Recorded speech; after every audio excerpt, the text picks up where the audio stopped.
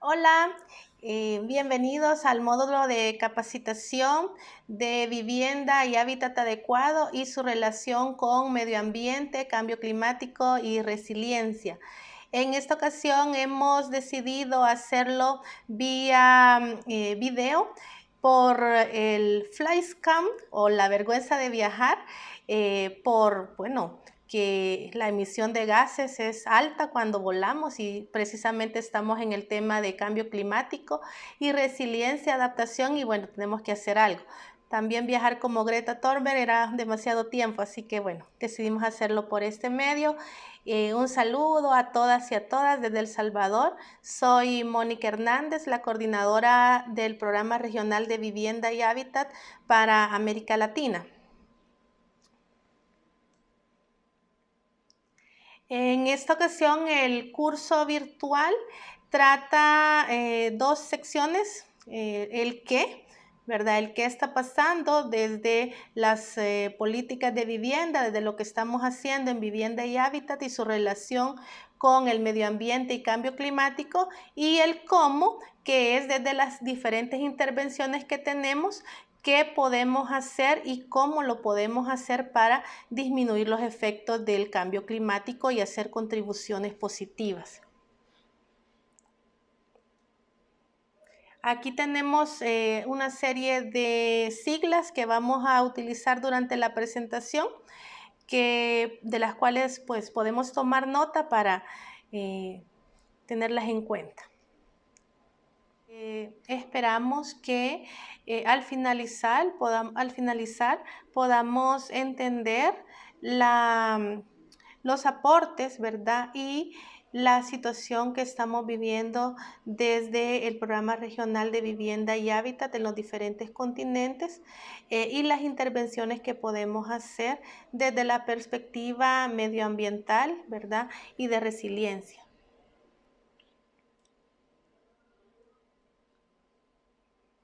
En primer lugar, voy a empezar por explicar que vivienda y hábitat adecuados es un derecho humano, es un derecho constitucional que está de esa manera considerado tanto en las constituciones de cada uno de los países como también a nivel de la Declaración Universal de los Derechos Humanos, y por supuesto en cada uno de los países hay algún tipo de legislación relacionada a que las personas tienen que tener una vivienda y un hábitat adecuado. Sin embargo, en términos reales, el derecho a la vivienda y hábitat continúan siendo una utopía, dado que en términos de financiamiento, de subsidio y de acceso al suelo no está considerado dentro del presupuesto de la mayoría de los países donde trabajamos y de las regiones.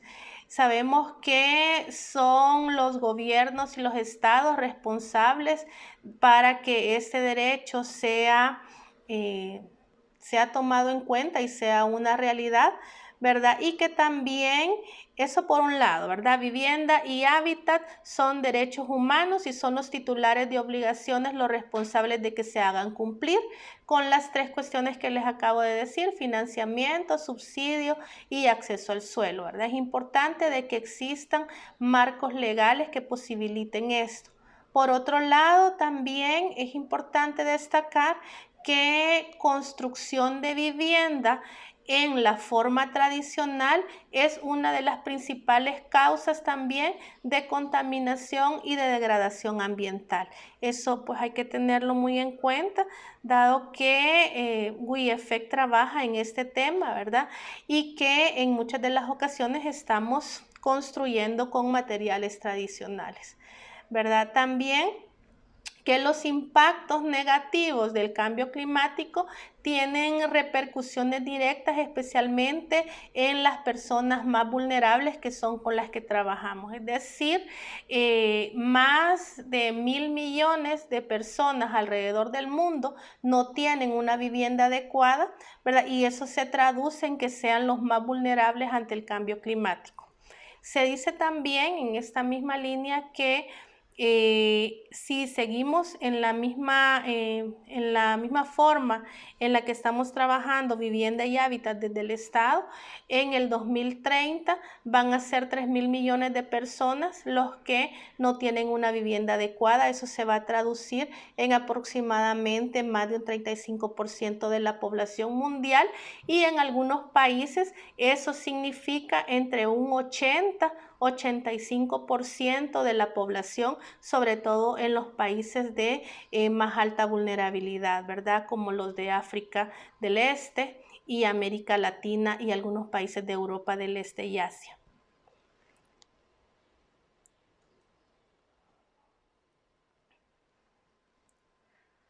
¿Por qué vivienda y hábitat es un tema fundamental, verdad? Y es uno de los dos temas en los que WIEFEC trabaja. Uno es desarrollo rural sostenible y el otro es vivienda y hábitat adecuado. Entonces, ¿por qué es importante? Se sabe que vivienda y hábitat es un prerequisito para obtener otros derechos humanos, tales como educación, salud, empleo. Hay un ejemplo que recientemente me comentaba una compañera de la cooperativa 13 de enero aquí en El Salvador, en la que me decía de que se llama Iris Díaz. Entonces la compañera dice de que antes de tener una vivienda adecuada, para ella era absolutamente difícil obtener un empleo. La razón para ella era porque no tenía un lugar adecuado para poder lavar su ropa y para poder ir a una entrevista. Asimismo, no contaba también con el interés de hacerlo. Una vez que ella tuvo una vivienda adecuada, tuvo acceso a agua potable, tuvo la capacidad también de tener redes dentro de su cooperativa que le posibilitara buscar un empleo, entonces ella ahora tiene un empleo en un laboratorio en una ciudad cercana donde ella vive. Eso quiere decir de que también es fundamental invertir en vivienda y hábitat y tener en cuenta también que el cambio climático ha sido y es una de las causas de migración.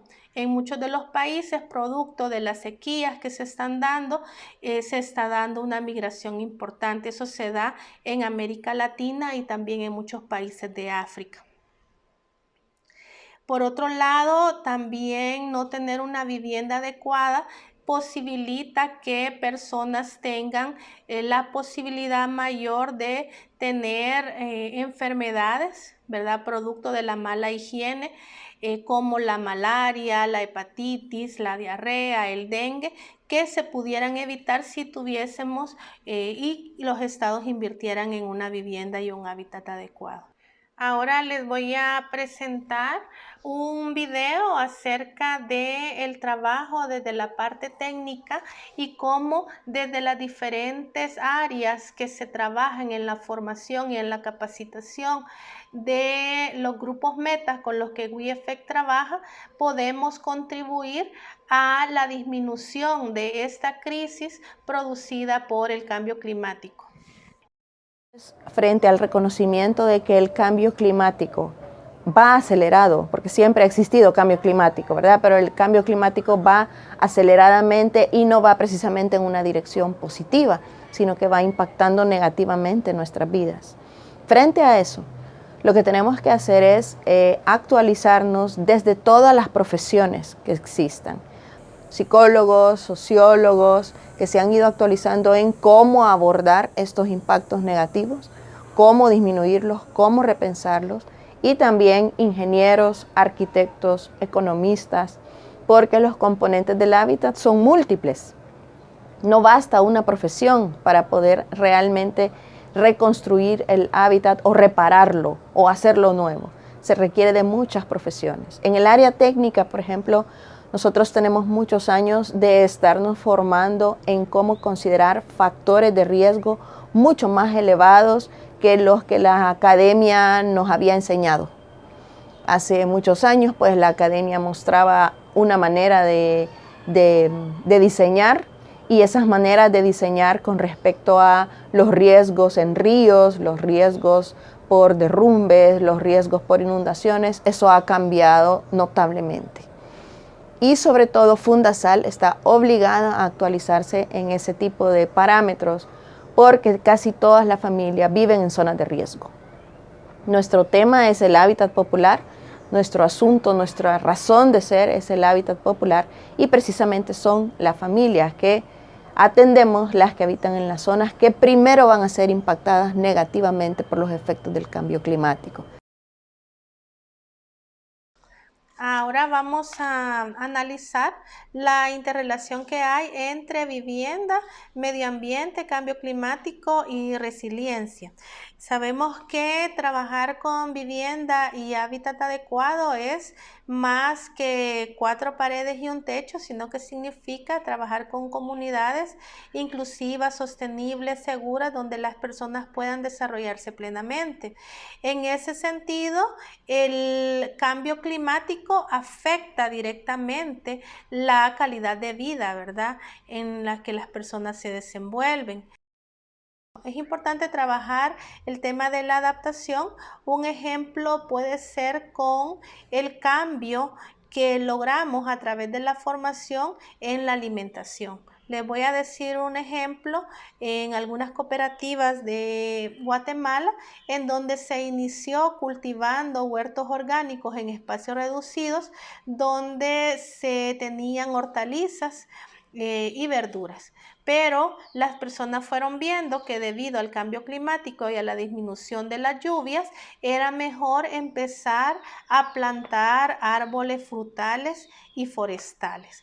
Los forestales para que ayudaran al tema de refrescar, ¿verdad?, la casa, y los frutales porque necesitaban menos riego comparada con las hortalizas. Entonces ahora la cooperativa Fe y Esperanza en Guatemala tiene árboles de aguacate, están empezando a plantar mango. Eso significa que tienen que también ir trabajando el cambio mental en una alimentación diferente, ¿verdad? Entonces ahora están empezando a comer otro tipo de alimentos, ¿verdad?, a los que no estaban acostumbrados, pero que les generan un alto nivel de proteínas, ¿verdad? Y es bueno para la salud porque lo hacen todo de manera orgánica. En la parte de la mitigación de los riesgos, ¿verdad?, también dentro de las cooperativas es fundamental que se tengan en cuenta algunas actividades desde la vida cotidiana que le garanticen o que disminuyan, ¿verdad?, los efectos que desde la vivienda o desde la vida cotidiana estamos generando, ¿verdad? Uno de ellos, por ejemplo, es el reciclaje. Hay cooperativas aquí en Honduras, en el sur de Honduras, que tienen, después de un proceso formativo grande, ¿verdad?, altas capacidades de reciclaje, de transformación de la basura orgánica en material que utilizan para los huertos orgánicos que tienen. En el tema de la reducción de desastres también es fundamental desde la vivienda y el hábitat que tengamos en cuenta los estudios de impacto ambiental, ¿verdad?, que exigen los estados, pero que también a nivel de los proyectos tengamos esa visión, ¿verdad?, de no poner en riesgo a las personas. Un ejemplo es la cooperativa 13 de enero aquí en El Salvador, en donde la construcción estaba pensada a ser cerca de una quebrada donde pasa un río que usualmente se desborda. Entonces, producto del estudio ambiental, se decidió hacerlo y dejar un espacio para que tuviera disminuir el riesgo de inundaciones, ¿verdad? Entonces, en lugar de hacer más casas, se decidió hacer 34 viviendas en esa. Entonces, claro, uno puede decir, bueno, disminuyo el número de viviendas, pero por otro lado, que es más importante, incremento, ¿verdad?, la forma, incremento o disminuyo el riesgo de las personas de vivir en ese lugar que podría ser sujeto a inundaciones.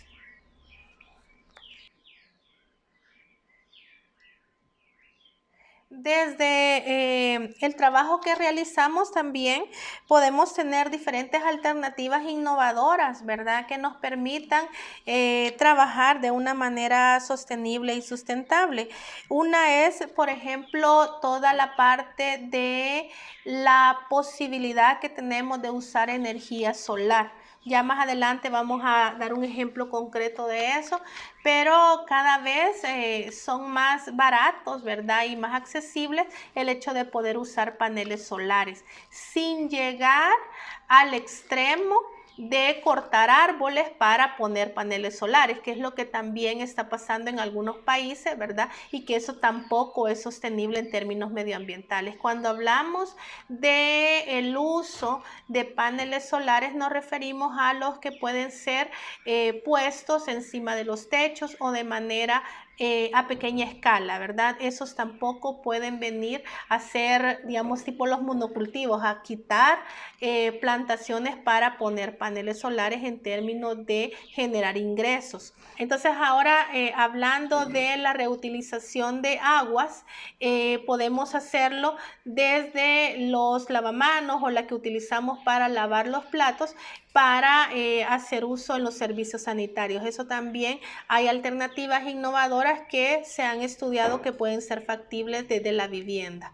En la parte también de tener agua de manera comunitaria, eso ha sido una alternativa que se ha utilizado. Sabemos que el cooperativismo, uno de sus principios y valores, tiene que ver con el compromiso de la comunidad.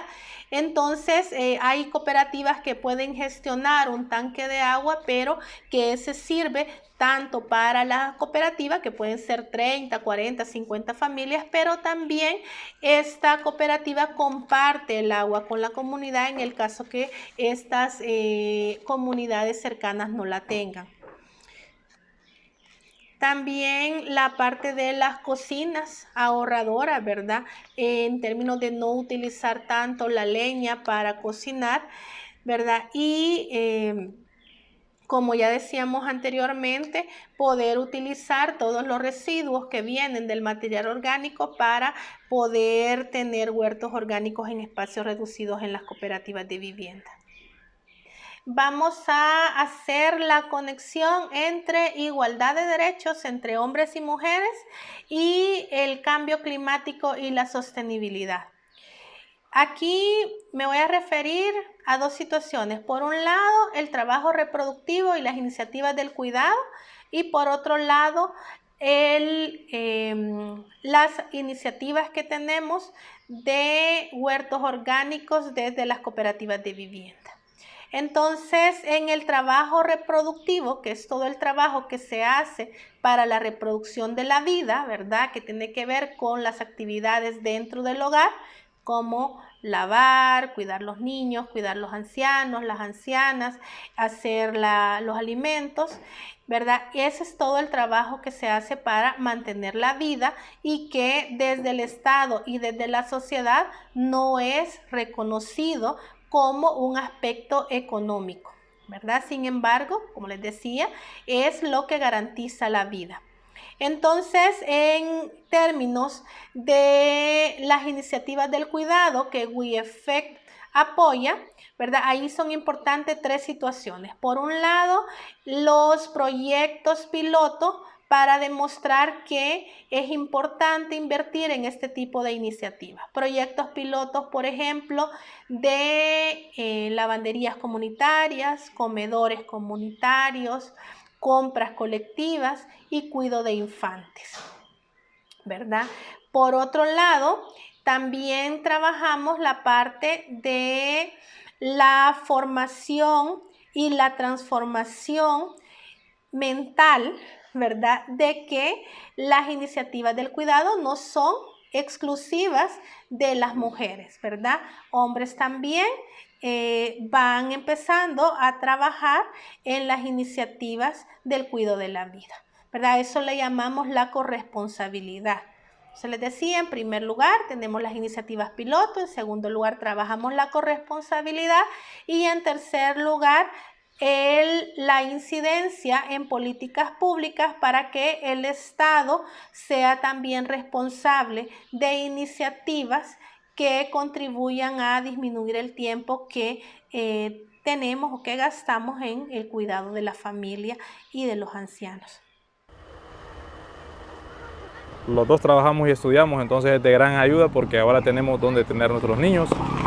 Cada quien necesita tiempo extra a veces, no solamente del trabajo, sino también para ir a hacer tareas, para cuestiones así. Entonces tenemos el apoyo de que tenemos donde dejar los niños en el transcurso del día y no tenemos que estar solicitando ayuda a terceras personas, como decía, amistades, familiares. Entonces esto es de gran apoyo. El modelo cooperativo cuenta con iniciativas del cuidado, reglamentos y procesos formativos para disminuir la violencia, formación en derechos, propiedad colectiva que protege a las mujeres e inclusive en un país se ha logrado política pública que contempla subsidio para las mujeres en situación más vulnerable. Había una compañera que venía a Ojo Morete y ella nos decía, me he caído, un ejemplo, ¿no? Y ya, entonces nosotros, ¿por qué será? Ya lo pasaba, pero hemos vivido aquí, ahí hemos visto la realidad, que había tenido un esposo golpeador. Ahí vimos que las mujeres nos hemos unido. ¿Para qué? Para que ya no haya eso. Nosotros somos mujeres que trabajamos por cuenta propia. Si nosotros vamos a un banco, como muchas veces lo hicimos, lo primero que nos dicen es si tenemos colillas, que si estamos asegurados, entonces no tuvimos esa oportunidad. Entonces esa fue una de las dificultades que nosotros como mujeres, como mujeres trabajadoras independientemente, no podíamos optar pues a un crédito con el banco.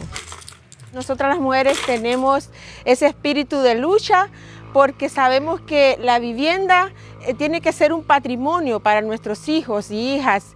Pues ahora con la formación que llevamos desde este aliado incondicional que tenemos como es WIEFET, nosotros pues hemos salido de ese cascarón donde nos encontramos, digamos, sumisas, sometidas. Desde nuestro hogar llevábamos la cabeza agachada, digamos, pero con la formación que a través de todo este tiempo venimos teniendo, nosotras hemos despertado. Las mujeres no solo podemos, sino que podemos más. WeEffect. Más que 4 paredes y un techo, construimos comunidades inclusivas, sostenibles y seguras.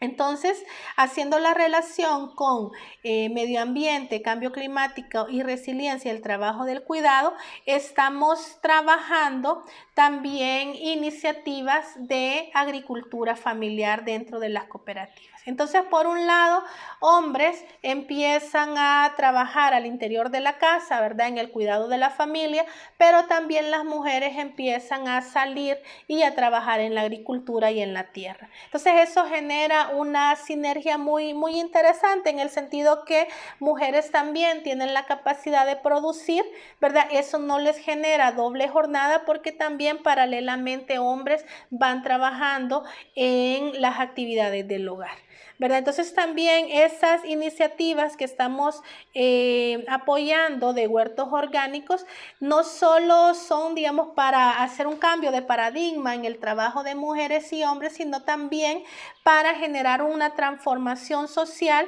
que permita identificar que es importante cultivar, por ejemplo, sin agrotóxicos, ¿verdad? Entonces ahí vamos trabajando la formación en el sentido de que comer saludable también es parte fundamental de la vida. Entonces las mujeres y los hombres van aprendiendo a producir de manera orgánica, pero también se van juntando con otras organizaciones, ¿verdad?, con otras luchas en defensa del territorio, en defensa del agua, en la promoción del no uso de agroquímicos, en decir no a la minería, es decir, en generar un movimiento social que transforme, ¿verdad?, la forma tradicionalmente de pensar de solamente generar ingresos, sino que también pensar en que es importante y fundamental mantener la vida y cuidar el medio ambiente. Sabemos que para que podamos vivir en paz y en armonía y podamos desarrollarnos plenamente, es importante que el ser humano aprenda cada vez más a relacionarse de manera pacífica con todos los seres vivos, llámense las plantas, los animales, los microorganismos, porque, ¿verdad?, vivimos en un planeta donde todos deberíamos de ser responsables del cuidado del medio ambiente y donde todos también interactuamos y vivimos. El cambio climático afecta de manera diferenciada a hombres y mujeres. Podemos ver, por ejemplo, en esta diapositiva cómo las inundaciones, la escasez de agua y la deforestación, hombres y mujeres tienen una perspectiva diferente y lo sufren de manera diferenciada. Un ejemplo que hemos conocido es que hay organizaciones en donde la lucha por los derechos laborales es más importante que la lucha por el agua. Entonces se dio el caso de un sindicato en donde los hombres estaban teniendo problemas en su trabajo, ¿verdad? Estaban pasando situaciones de estrés laboral y hasta de accidentes laborales que les llevó a tener una lucha fuerte para restituir sus derechos. Sin embargo, las compañeras de esta organización, que era una organización sindical, decía de que para ellas era fundamental que también se incluyera la lucha por el agua, porque no tenían agua en su comunidad. Entonces los compañeros les decían que no, que eso no era necesario, porque su lucha por la vida, ¿verdad?, y por su trabajo era más importante. A la hora de tener que hacer una manifestación, hombres los apresaron, ¿verdad?, y no podían continuar. Entonces las mujeres decidieron también salir a la calle y manifestarse, ¿verdad? Cuando llevaron presas a las mujeres, a los compañeros los sacaron y ellos tuvieron que hacerse cargo de todas las actividades de la casa. Hasta en ese momento que se dieron cuenta que no había agua para tomar, para lavar la ropa, para hacer todos los oficios, y que eso también incrementaba las enfermedades de los infantes, ¿verdad? Pensaron de que hasta en ese momento que pudieron ampliar su marco de referencia, vieron que la lucha por el agua también era la lucha por la vida. Entonces aquí es importante recalcar que en términos de la visión, ¿verdad?, la cosmovisión que tienen hombres y mujeres son diferentes, pero que en la medida que hombres también van trabajando en los quehaceres del hogar y van haciéndose cargo de la familia, van entendiendo que la lucha por el agua y por los recursos también es fundamental. Vale, entonces ahora vamos a presentar el video de Saraí. Es una compañera del sur de Honduras, donde nos cuenta el impacto diferenciado que ella mira en términos del cambio climático y cómo les afecta a mujeres y a hombres. Antes era bien definido las estaciones de invierno y verano. Ahora, ¿qué pasa? Nosotras, especialmente las mujeres, estamos diciendo, ya vienen las aguas del invierno, vamos a aprovechar para riego, vamos a aprovechar para esto y para lo otro, pero resulta que no llovió. Entonces, ¿qué pasa? Ya ahora las lluvias que vienen, está tan saturada la tierra o con tantas necesidad, sequía, y cae una tormenta y nos inundamos. Nosotras las mujeres somos quienes cargamos con los niños en brazos para salir de aquellas inundaciones. Aquí en nuestra COVID Cholumar, Cooperativa de Vivienda Choluteca Marcovia Limitada, nosotras pues sabemos que encontramos un lugar como desierto. En cambio ahora, después de 3 años de habitar la comunidad, podemos ver esa cantidad de árboles y demostrar de que si yo pude sembrar y tengo árboles en mi casa, también que la otra lo tenga. Y de esa manera estamos apaleando la situación y la estamos enfrentando. Entonces aquí podemos ver después de haber visto el video la diferencia, ¿verdad?, que mujeres perciben con relación al cambio climático y a la situación que están viviendo de falta de agua, ¿verdad?, y de las inundaciones. Y esto pues es una situación que en general se repite en varios de los países en los que WeEffect está trabajando en términos de vivienda y hábitat.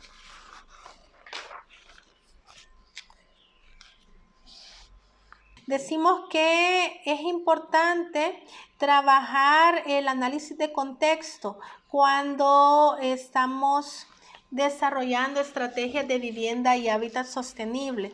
No es lo mismo trabajar, por ejemplo, en el área rural que en el área urbana. Es importante también tener en cuenta que en la promoción de la vivienda como derecho humano siempre tenemos que analizar que tiene que ser accesible, ¿verdad? Tiene que tener rutas de conexión, tiene que ser segura, un lugar donde la gente pueda desenvolverse, tiene que tener todos los servicios de salud, de educación, ¿verdad? Y también tiene que ser posible de que la gente la pague. Por eso es importante lo que hablábamos al inicio de que el Estado debe involucrarse. Entonces, no se trata solamente de invertir en la promoción de una vivienda, sino que la vivienda sea accesible, segura, sin riesgo de poder tener algún deslizamiento o alguna inundación. Entonces ahí es importante el análisis de contexto y tener en cuenta a dónde se va a construir y cómo, y hacer todos los estudios de impacto ambiental requeridos tanto por el Estado como los que está promoviendo WeEffect. En términos de vivienda sostenible, hay diferentes alternativas de construcción que hemos investigado en la región y que podrían ser alternativas sismo resistentes, por ejemplo, ¿verdad? Una es la tecnología de bloque paneles, ¿verdad?, que se ha estudiado por diferentes universidades y por la cooperación japonesa, la cooperación alemana por parte de Miserium, ¿verdad?, en donde se demuestra que hay un tipo de construcción que se puede utilizar en lugares altamente sísmicos, como es el caso de Centroamérica. También es importante en esa línea trabajar con estudios de disminución de riesgos y de alerta temprana, en donde la gente pueda tener también la posibilidad de analizar de manera comunitaria qué hacer en caso de algún desastre o de algún riesgo.